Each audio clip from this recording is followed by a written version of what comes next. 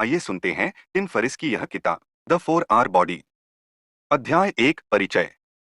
TV पर आज ऐसे कई प्रोडक्ट दिखाए जाते हैं जो आपको एक बेहतर सेहत देने का वादा करते हैं।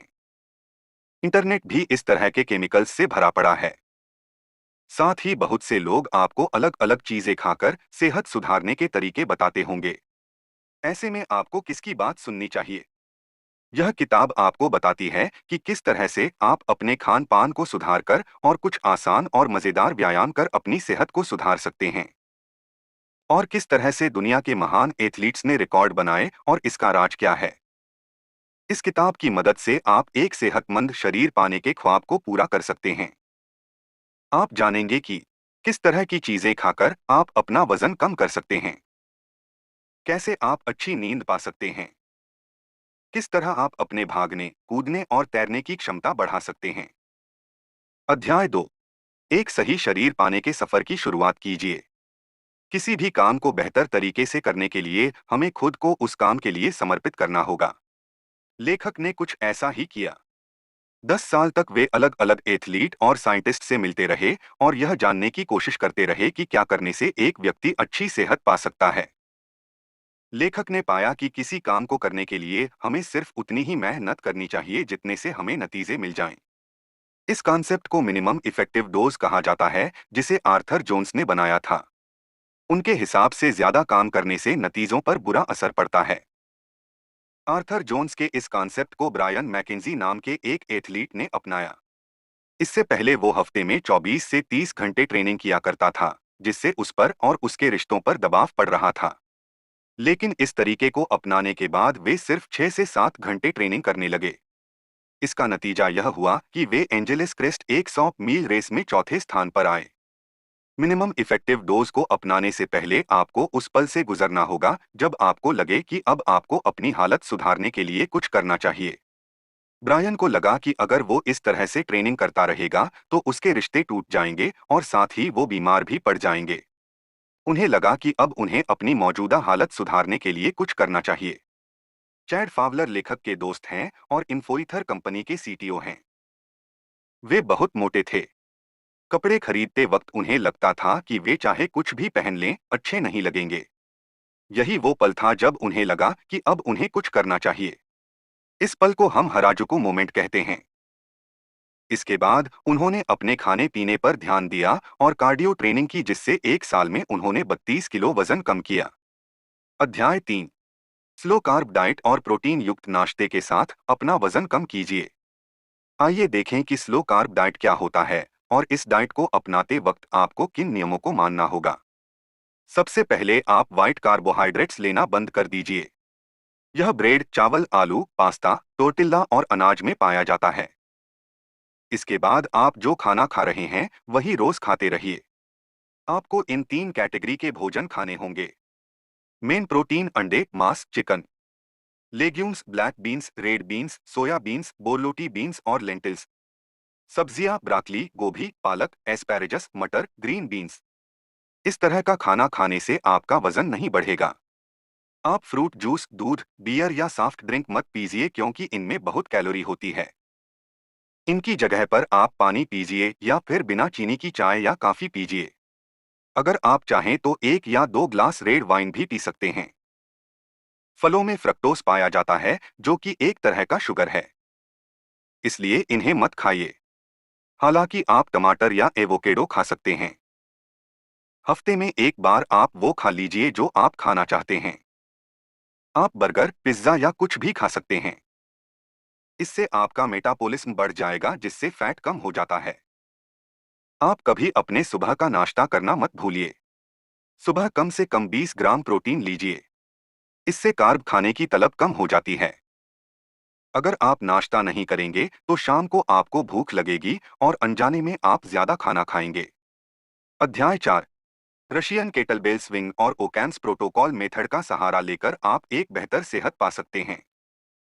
शियन केटलबेल स्विंग एक मजेदार एक्सरसाइज है जिसकी मदद से आप अपना वजन कम कर सकते हैं। आइए देखें इसे कैसे करते हैं। सबसे पहले आप केटलबेल को अपने पैरों के बीच में रख लीजिए। इसके बाद आप नीचे झुकिए ताकि वो केटलफेल जमीन को छू दे और फिर तुरंत ऊपर उठ जाइए। इसी तरह से आप इसे 15 बार कीजिए। इस बीच आप अपना सिर सामने की रखिए और यह कोशिश कीजिए कि केटलबेल जमीन पर हमेशा उसी जगह को छुए जहां उसने पहली बार छुआ था। आप उस केटलबेल को जमीन से छुआने के बजाय आगे पीछे कर कर एक पेंडुलम की तरह घुमाने की कोशिश कीजिए।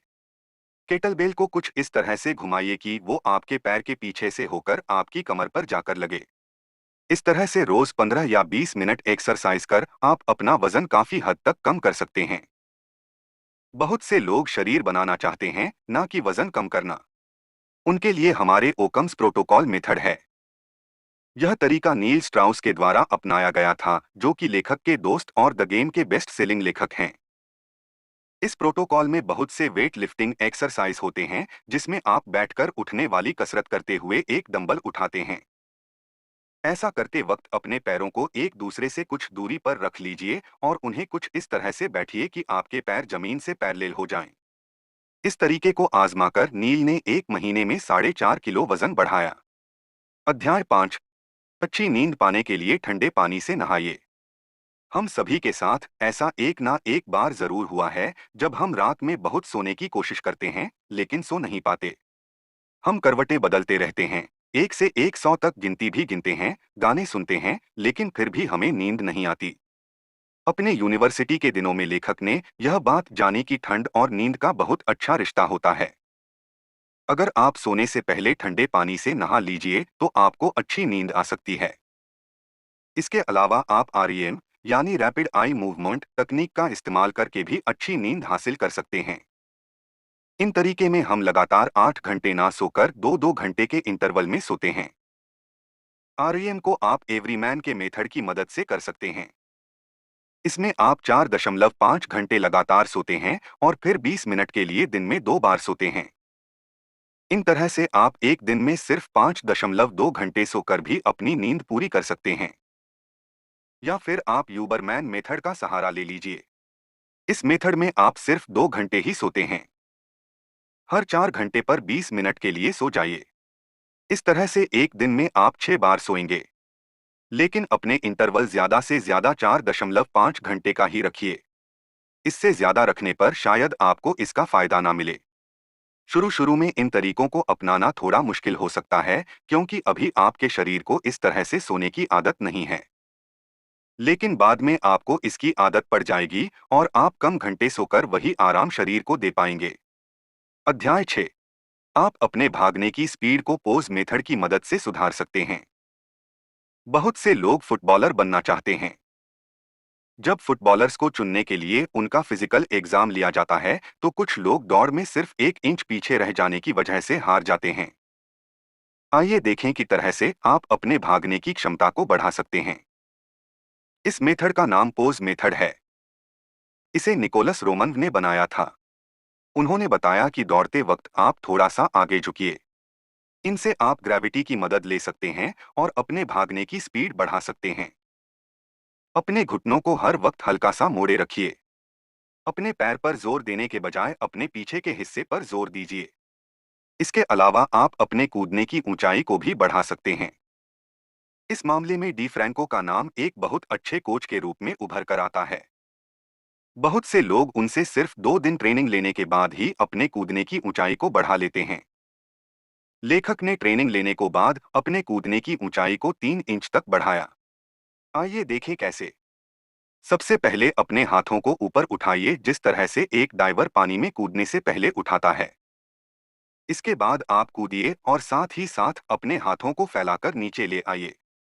आप यह जितनी जोर से करेंगे, आपकी छलांग उतनी ऊंची होगी। एक फुटबॉलर बनने के लिए जितना जरूरी तेज भागना है, उतना ही जरूरी ऊंचा कूदना भी है। इन तरीकों का इस्तेमाल कर आप दोनों चीजों सुधार सकते हैं। अध्याय 7। कंपटीशन कंडीशनिंग की मदद से अपने भागने की क्षमता और अपने तैरने की क्षमता को बढ़ाया जा सकता है। कंपटीशन कंडीशनिंग सुनने में यह नाम जितना भयानक लगता है, असल में उतना ही आसान है।